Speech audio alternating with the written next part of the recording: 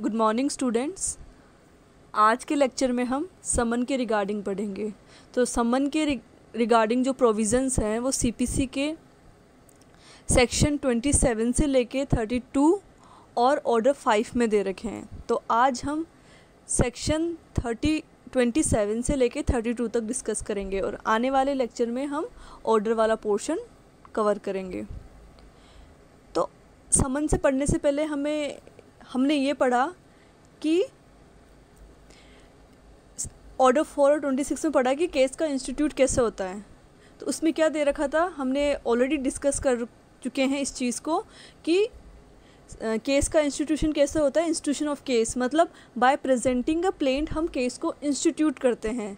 तो जैसे ही कोर्ट में प्लेंट प्रेजेंट होगी तो और कोर्ट उस प्लेंट को एडमिट कर लेगा, तो उसके बाद नेक्स्ट स्टेप क्या होगा, उसके बाद नेक्स्ट स्टेप होगा कि कोर्ट डिफेंडेंट को समन इशू करेगा, ठीक है, ताकि उसको पता चल सके कि ऐसे प्लेंटिफ ने उसके अगेंस्ट में केस लेके आया है और उसके अगेंस्ट में क्लेम डिमांड कर रहा है, ठीक है।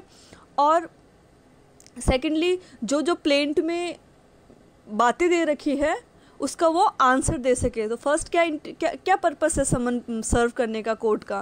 पहला पर्पस है कि भाई उसको पता चल सके कि प्लेंटिफ ने उसके अगेंस्ट में केस किया है, और सेकेंडली वो जो प्लेंटिफ ने क्लेम उसके अगेंस्ट में कॉज ऑफ एक्शन लेके आया है वो उसका आंसर दे सके। तो आज के लेक्चर में हम पढ़ेंगे कि समन कैसे सर्व होता है और इसके रिगार्डिंग सीपीसी के अंदर क्या क्या प्रोविजंस है। तो इसके रिगार्डिंग सीपीसी का सेक्शन 27 कहता है कि जब सूट ड्यूली इंस्टीट्यूटेड हो जाता है तो कहाँ पे होता है। सेक्शन 26 ऑर्डर 4 के अंदर प्रोविजंस है कि कब एक सूट का अच्छी तरीके से इंस्टीट्यूट माना जाएगा, कब एक तरीके से सूट इंस्टीट्यूट होगा। जब प्रेजेंट की जाएगी प्लेंट, जब प्लेंट प्रेजेंट की जाएगी तब सूट का इंस्टीट्यूशन माना जाएगा। तो क्या कह रहा है सेक्शन 27 कि when a suit has been duly instituted, मतलब सूट इंस्टीट्यूट हो चुका है, प्लेंट एडमिट कर ली है कोर्ट ने, फिर क्या बोलते हैं, अ समन में बी इशू टू डिफेंडेंट। समन किसको इशू कर रहा है कोर्ट, डिफेंडेंट को, टू अपीयर, कोर्ट में अपीयर हो और आंसर द क्लेम, जो प्लेंटिफ ने अपनी प्लेंट में जो क्लेम किए हैं अगेंस्ट डिफेंडेंट उसको वो आंसर करें। अब टाइमिंग की बात करता है, कब तक, कितने दिन में समन सर्व होगा। जब कोर्ट ने जिस दिन सूट इंस्टीट्यूट हुआ है, जिस दिन प्लेंट प्रेजेंट हुई है कोर्ट के अंदर, उसके 30 दिन के अंदर समन सर्व हो जाएगा डिफेंडेंट को। ये कहता है सेक्शन 27 ऑफ द सीपीसी। अब सेक्शन 28 है, ये एक सिचुएशन प्रोवाइड कर रहा है कि डिफेंडेंट है जो कि दूसरे स्टेट में रहता है, केस उसके अगेंस्ट में दूसरे स्टेट में हुआ है और वो रहता दूसरे स्टेट में है। तो इस कंडीशन में, ऐसे सिचुएशन में उसको डिफेंडेंट को समन कैसे सर्व होगा। तो इसके रिगार्डिंग ये प्रोविज़न है कि कोर्ट उस दूसरे स्टेट के कोर्ट को समन इशू कर देगी उस रूल्स के अकॉर्डिंग जो दूसरा स्टेट है उसने प्रिस्क्राइब्ड कर रखे हैं कि भाई अगर दूसरे स्टेट से हमारे स्टेट में तुम किसी डिफेंडेंट को अगर समन दे रखे हो, समन दोगे तो तुम ये ऑर्डर ये रूल्स फॉलो करोगे।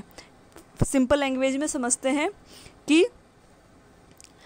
राजस्थान के किसी कोर्ट ने समन इशू किया डिफेंडेंट के अगेंस्ट में, ठीक है, डिफेंडेंट रहता है एमपी में, मध्य प्रदेश में। तो अब कोर्ट मध्य प्रदेश की कोर्ट को समन इशू करेगी कि भाई डिफेंडेंट को आप ये समन सर्व करना है। तो यहाँ पे जब राजस्थान का कोर्ट कौन से रूल्स फॉलो करेगा समन सर्विस के रिगार्डिंग, वो रूल्स जो मध्य प्रदेश के कोर्ट ने प्रिस्क्राइब्ड कर रखे हैं। नेक्स्ट है सेक्शन 29। सेक्शन 29 ये कहता है कि सर्विस ऑफ फॉरेन समन, मतलब ऐसा कोर्ट समन इशू कर रहा है जिस पे या तो ये सीपीसी अप्लाई नहीं होती है। फॉर एग्जांपल रेवेन्यू कोड पे सीपीसी के प्रोविजंस अप्लाई नहीं होते हैं, तो ये क्या हो जाएगा, ये हो जाएगा, इसको हम बोल देंगे फॉरेन समन। अगर रेवेन्यू कोर्ट कोई समन इशू करता है किसी पर्सन को तो उसको हम मानेंगे फॉरेन समन, ठीक है।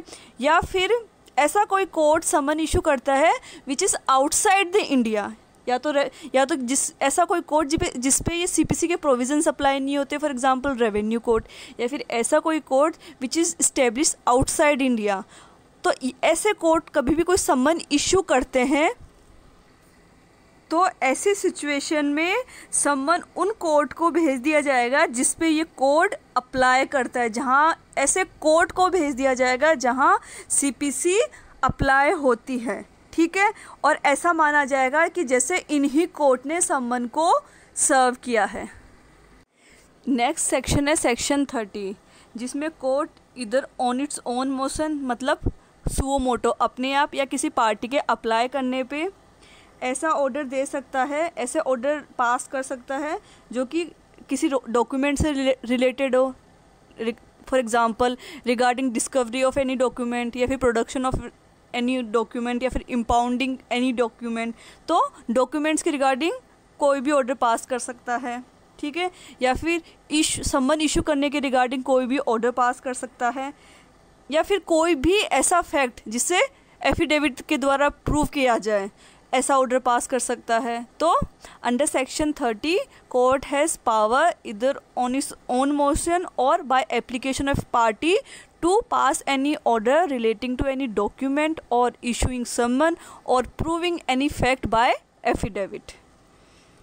सेक्शन 31 सिंपली ये कहता है कि जो प्रोविज़न है, जो रूल्स है, जो सेक्शन 26 के अंदर दे रखे हैं, सेक्शन 27 के अंदर दे रखे हैं, 28 के अंदर दे रखे हैं, इन सेक्शंस में जो भी रूल्स दे रखे हैं वो सेम रूल अप्लाई होंगे जब समन इशू किया जाएगा विटनेसेस को।